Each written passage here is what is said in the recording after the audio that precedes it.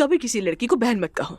अस्तगफुरुल्लाह। अब बस भी करो जुल्कर, ये फजूल बातें करना बंद कर दो ना। हम कोई और बात करते हैं। किस बारे में?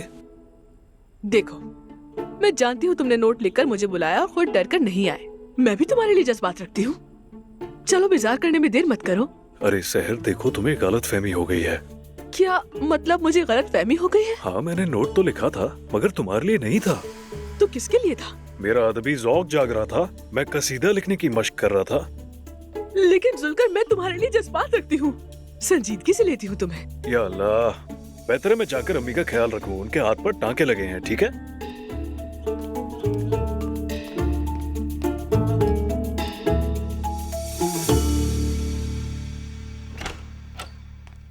मेरी जान। हाँ बोलो मेरी जान। तुम्हारे लिए एक सरप्राइज है। सरप्राइज? आओ ना। या अल्लाह।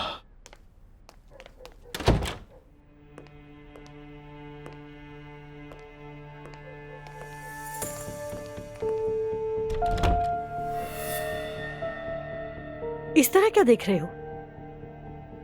रूज, क्या तुम्हें कोई बात करनी है इससे? मुझे इससे बात करने का कोई शौक नहीं।